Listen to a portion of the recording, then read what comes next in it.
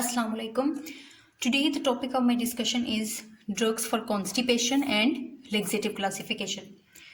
Constipation के पिछले lecture में हमने कॉन्स्टिपेशन की डेफिनेशन, उसके बेसिक कॉजेज, आइडेंटिफिकेशन फीचर्स और हमने देखी थी कि उसमें कौन सी ड्रग्स यूज़ होती हैं कॉन्स्टिपेशन के लिए, उनका कॉमन मैकेनिज्म देखा था हमने। क्लासिफिकेशन नहीं बल्कि उन ड्रग्स का कॉमन मैकेनिज्म देखा था कि वो सब मिलके क्या करती हैं, उनका कॉमन एप्लीकेशन क्या है। आज हम देखते हैं कि लेक्सेटिव की क्लासिफिकेशन क्या है। लेक्सेटिव हम फिर से रिपीट कर रहे थे, लेक्सेटिव ऐसी ड्रग्स होती हैं जो कि कॉन्स्टिपेशन के लिए यूज़ होती हैं।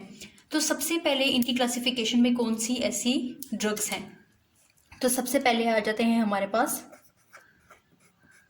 Bulk forming agents.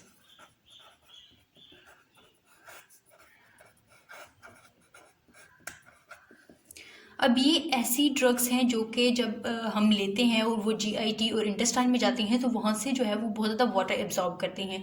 Water absorb करने के बाद जो उनमें जो वाटर होता है वो स्टूल में अवेलेबिलिटी जो है उस वाटर की इंक्रीज़ कर देते हैं। एज अ रिजल्ट क्या होता है कि ये जो एजेंट्स है वो स्वेल कर जाते हैं। स्वेल होने की वजह से जो स्टूल का जो कंसिस्टेंसी है, उसका स्ट्रक्चर है, वो बल्की हो जाता है।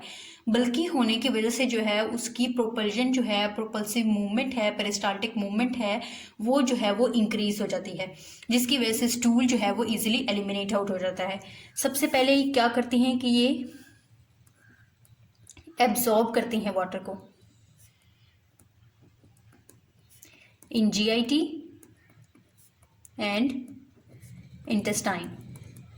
तब जब ये एब्जॉर्ब हो जाती है, इनकी डाइजेशन वगैरह हो जाती है, तो ये जीआईटी और इंटेस्टाइन से जो है वो एक्सेस वाटर को एब्जॉर्ब कर लेती हैं। सेकंड स्टेप क्या है कि ये इंक्रीज करती हैं बाय अवेलेबिलिटी ऑफ वाटर को।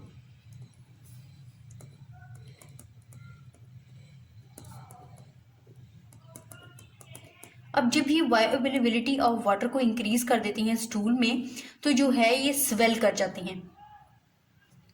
स्वेल होने के बाद जो है इनका साइज जो है वो बल्की हो जाता है। बल्की साइज की वजह से जो है इनकी प्रोपल्सिव मूवमेंट जो है वो इंक्रीज कर जाती है, जिसकी वजह से एलिमिनेशन जो है वो इजी हो जाती है। अब इसमें जो है वो कॉमन एग्जांपल्स कौन सी आ जाती हैं वो हम डिस्कस कर लेते हैं। एग्जाम्पल्स में सबसे पहले हमारे पास ब्रेन है, फिर उसके बाद साइलम है और हमारे पास इस्पागोल है। अब इस्पागोल जो है वो हम अपनी डेली लाइफ में भी यूज़ करते हैं, हर कोई पर्सन इसको यूज़ करता है। अगर हमें कॉन्स्टिपेशन का थोड़ा सा भी सिम्टम्स शो हो रहे हैं तो हम जो है वो इस्पागोल को पानी में डाल के यूज़ कर लेते हैं। अब इसका मैकेनिज्म देखें तो हमें समझ आ सकती है कि बल्क फॉर्मिंग का क्या मैकेनिज्म है। अब इस्पागोल जो है उसकी यूज़ करने के तरीके में ये है कि जब हमने इस्पागोल यूज़ करना है तो खाने से पहले हम इसको एक कप ऑफ वाटर में या ग्लास ऑफ वाटर में इसका 1 टेबल स्पून जो है वो मिक्स करते हैं। अब थोड़ी देर के बाद देखते हैं तो उसकी जो कंसिस्टेंसी है वो बहुत बल्की हो जाती है, वो बहुत फूल जाता है, स्वेल हो जाता है। तो जब हम उसको लेते हैं वो अपने जीआईटी और इंटेस्टाइन में जाता है तो वो जो वाटर उसके अंदर होता है वो उसमें उसकी जो अवेलेबिलिटी है वो स्टूल में ज़्यादा कर देता है, जिसकी वजह से जो स्टूल की कंसिस्टेंसी है वो सॉफ्ट भी हो जाती है और उसकी प्रोपल्जन जो है वो ईजी हो जाती है। अब इसकी मैकेनिज्म के लिए एक हम डायग्राम देख लेते हैं। ये जो स्टूल है ये हार्ड, ड्राई और इसका स्मॉल साइज है स्टूल का। उसके बाद क्या होता है कि हमने जो है वो इस्पागोल लिया, जो भी बल्क फॉर्मिंग एजेंट है वो हमने अपनी फूड में लिया, तो वो क्या है कि वाटर एब्जॉर्ब करेगा जीआईटी और इंटेस्टाइन में, और फिर उसके बाद उसका जो है वो साइज इंक्रीज कर जाएगा और बल्की हो जाएगा, जिसकी वजह से जो है हमारे पास स्टूल जो है वो उसकी कंसिस्टेंसी जो है वो सॉफ्ट हो जाएगी और वो इजीली प्रोपेल हो जाएगा।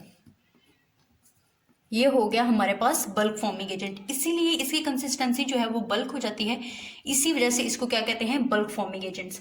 अब सेकंड पे आ जाते हैं हमारे पास स्टूल सॉफ्टनर्स। सेकंड पे आ जाते हैं हमारे पास स्टूल सॉफ्टनर्स। अब कॉन्स्टिपेशन में हमने देखा था कि जो स्टूल है वो ड्राई हो जाता है, हार्ड हो जाता है और स्मॉल इन साइज हो जाता है। तो हमने क्या करना है कि उसको इजीली एलिमिनेशन के लिए तो या तो हम बल्क फॉर्मिंग एजेंट्स यूज़ करेंगे या फिर हम स्टूल सॉफ्टनर यूज़ करेंगे। अब स्टूल सॉफ्टनर्स का क्या काम है, सबसे पहले तो ये कर देते हैं फ्रिक्शन को रिड्यूस फ्रिक्शन। अब फ्रिक्शन कहाँ रिड्यूस करेंगे, जो हमारे पास इंटेस्टाइनल म्यूकोसा की स्मूथ लेयर्स हैं वहाँ पे फ्रिक्शन को कम कर देंगे, ताकि जो है वो हार्ड स्टूल को पास आउट होने में उसको मुश्किल हो रही है, तो वो फ्रिक्शन जब कम होगी तो उसकी जो मूवमेंट है वो ईजी हो जाएगी। तो ये क्या करते हैं, इंटेग्रिटी को लो करते हैं, स्टूल की इंटेग्रिटी को, उसको बिल्कुल वाटरी भी नहीं बनाते, बस थोड़ी सी उसकी इंटेग्रिटी जो है उसको सॉफ्ट करते हैं, उसको लो करते हैं। तो इसमें कॉमन एग्जांपल्स हमारे पास आ जाती हैं। एग्जांपल्स हम देख लेते हैं। हमारे पास है कॉमन एग्जांपल लिक्विड पैराफिन की। अब इसके मैकेनिज्म को हम थोड़ा सा डायग्राम के थ्रू एक लाइन में देख लेते हैं।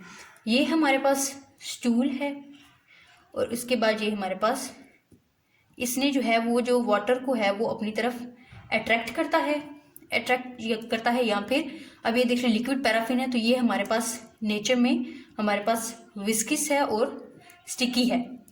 अब ये जो है लिक्विड पैराफिन जो स्टूल की सराउंडिंग है उसको कवर कर लेगा और उधर जो है वो एक सेपरेट सी लेयर बना देगा, जिसकी वजह से जो है वो उसकी फ्रिक्शन जो है वो रिड्यूस हो जाएगी और फाइनली जो है हमारा स्टूल जो है वो इजीली पास आउट हो जाएगा और इसकी कंसिस्टेंसी जो है वो सॉफ्ट हो जाएगी स्टूल की।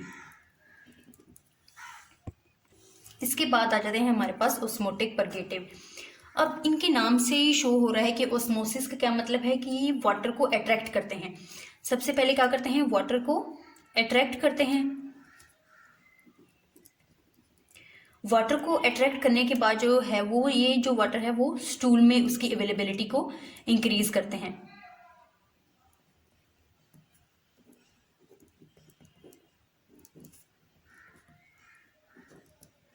अब स्टूल की वाटर अवेलेबिलिटी जो है वो ये जो इंक्रीज कर देते हैं। एज अ रिजल्ट हमारे पास क्या होता है, स्टूल हमारा सॉफ्ट हो जाता है क्योंकि उसमें जो है वाटर का जो कंटेंट है वो इंक्रीज कर जाता है। अब इसमें हमारे पास कौन से एग्जांपल्स हैं, इसमें हमारे पास काफ़ी सारे एग्जांपल्स हैं जिनमें हम देख लेते हैं कुछ को।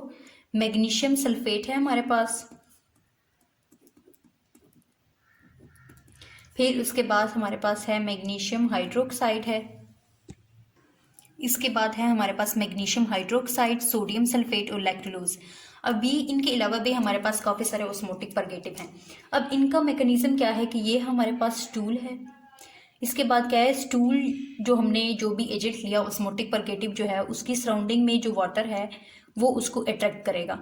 अट्रैक्ट करने के बाद वो जो वाटर है वो स्टूल में जाएगा, स्टूल की अवेलेबिलिटी जो है वाटर की वो इंक्रीज हो जाएगी।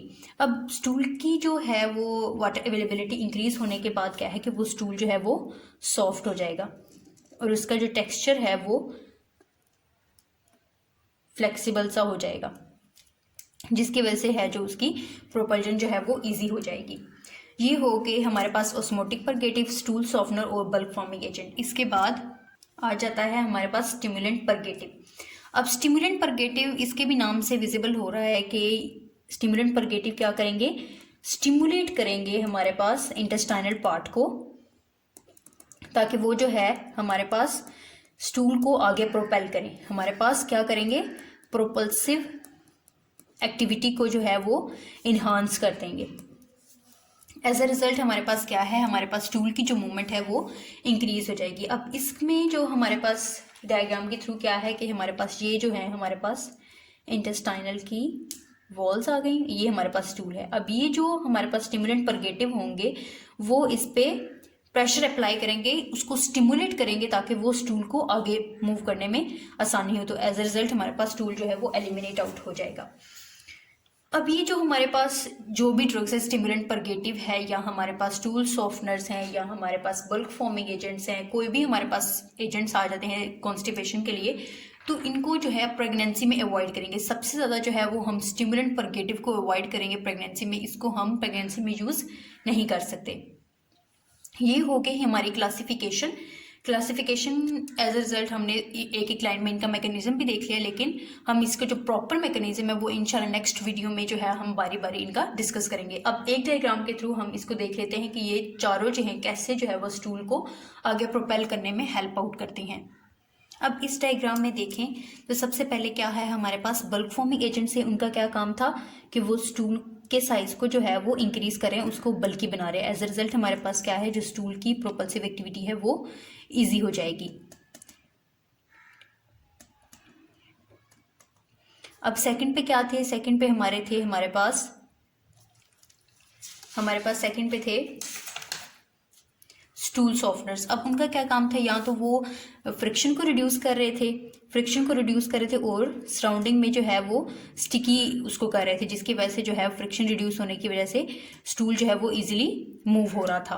अब ये जो है या तो रिड्यूस करेंगे फ्रिक्शन को या फिर क्या है स्टूल को सॉफ्ट कर देंगे। अब थर्ड पे थे हमारे पास ऑस्मोटिक परगेटिव क्या था कि वो सराउंडिंग से क्या है वाटर को एब्जॉर्ब कर रहे हैं, एज अ रिजल्ट वाटर हमारे पास स्टूल का जो है वो इंक्रीज हो रहा है। और फोर्थ हमारे पास थे स्टिमुलेंट परगेटिव, वो जो है इंटेस्टाइनल की लेयर्स को जो है यूज़ करते हुए वो स्टिमुलेट कर रहे थे स्टूल को, ताकि उसकी प्रोपल्सिव एक्टिविटी जो है वो इंक्रीज हो जाए। एज अ रिजल्ट हमारे पास क्या होगा, स्टूल जो है वो एलिमिनेट आउट हो जाएगा। ये हो गया हमारे पास आज का लेक्चर।